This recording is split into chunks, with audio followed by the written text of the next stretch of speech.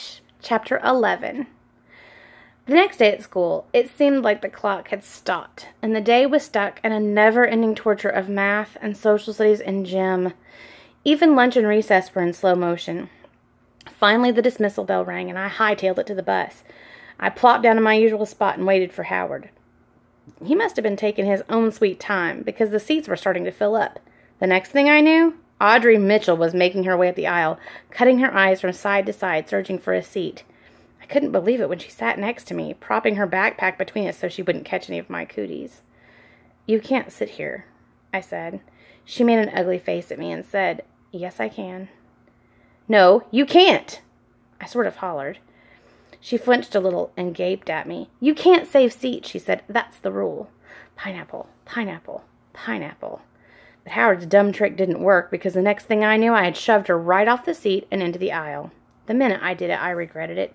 Everybody liked Audrey. I ought to be bringing her candy bars and telling her how nice her hair looked instead of shoving her into the dirty bus floor. Luckily, Audrey didn't have a temper like me and Scrappy. All she did was yelp a little bit, dust herself off, call me crazy, and move to another seat. By the time Howard finally got there, my temper had settled down from a boil to a simmer. He dropped into the seat next to me. "What are you fired up about now?" he asked. I looked out the window so he couldn't see my still red face. "I'm not fired up," I said. He pushed his glasses up on his nose and went, "Huh." Then he dug around in his backpack and pulled out half a cheese sandwich. He took the cheese out, rolled it into a ball, and popped it into his mouth. Then he did the same thing with the bread, rolling it into doughy balls. As the bus made its way through the streets of Colby, I thought about that trap we were going to make to catch Wishbone, and my simmering anger disappeared. In its place was a swirl of excitement. When we got to Howard's, Mrs. Odom was on the porch with Cotton, smiling and waving to the bus driver. Howard, Dwight, and me sat on the porch steps while she asked about her day. Did Mrs. Willoughby finally get that window fan fixed? Was Dwight's math test hard? Did the PTA sell cupcakes in the cafeteria again? Then Howard whipped some papers out of his backpack and thrust them at her, grinning. "Ta-da!" he said. She made such a fuss over those papers, you'd have thought they were made of pure gold. I could practically feel my marked-up papers jammed into the bottom of my backpack, weighing heavy on my lap. I wished I had a good one so I could say ta-da, too. Howard didn't really need to be my backpack anymore, since I knew my way around school and I definitely knew the rules. Instead, he kept offering to help me with some of my schoolwork. I always said no, because what was the use? I wasn't even going to be at that school much longer, I reminded him. His face would droop and he'd say, "You never know. You might be." I ignored that and stuffed my sorry-looking papers into my backpack like I didn't even care one bit. But sitting on that porch with Mrs. Odom, I sort of wished I had let him help me some. After we had banana pudding for a snack, me and Howard went straight back to the ramshackle garage behind his house. I swear that garage looked like it was going to fall right over, tilting sideways with the door hanging off one hinge. We stepped inside, and Howard's daddy looked up from his workbench in the corner. When he stood up, I thought his head was going to go right through the ceiling, he was so tall. He had a great big freckled hands, and fiery red hair, and twinkly blue eyes. He smelled like grass and sawdust and gasoline all mixed together. "Hey there," he said, and his big booming voice bounced around that little garage, practically shaking the saws and shovels right off the walls. I'd seen him in church, mopping his sweaty face with a handkerchief while he belted out "When the Roll is Called Up Yonder," but I'd never talked to him. While most folks were drinking coffee and chit-chatting in the fellowship hall, Mr. Odom and some of the other men were outside inspecting each other's truck engines or watching teenagers play basketball in the parking lot. "Well, look at you," he said to me. "You know, you are the spitting image of your mama."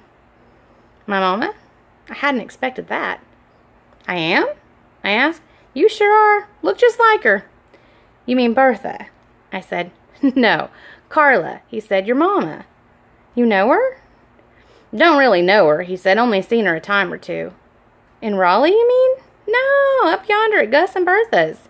He brushed sawdust off the front of his shirt. "Seems like just yesterday, but I reckon it wasn't," he said. "Oh," was all I could think of to say, but my mind was racing. When had Mama been at Gus and Bertha's? How come nobody told me that? "Old Howie here has been talking about you non-stop," he said, winking at Howard. I felt my cheeks burn. Then Mr. Odom said, "So, y'all gonna catch that mangy hound, are you?" "Yes, sir." "That mutt's a rascal, I can tell you that. Been chased away from every chicken coop and garbage can in Colby." "His name is Wishbone," Howard said. Mr. Odom chuckled. "Well, that is a fine name." "He likes me," I said. Charlie's going to keep him, Howard said, but we have to catch him first. So Mr. Odom showed us how to staple chicken wire to wood and how to screw on hinges for a door, and before long, we had a trap perfect for catching a dog. When Burl got home from his job pumping gas, he helped us load the trap into the back of his truck and drove us to Gus and Bertha's. My thoughts kept flitting all around over the place, sometimes thinking about Wishbone and sometimes thinking about Mama being up there at Gus and Bertha's, but Burl played the radio so loud that none of my flitting thoughts had a chance to settle down in one place. When we got to Gus and Bertha's, we set the trap up over by the bushes at the edge of the yard.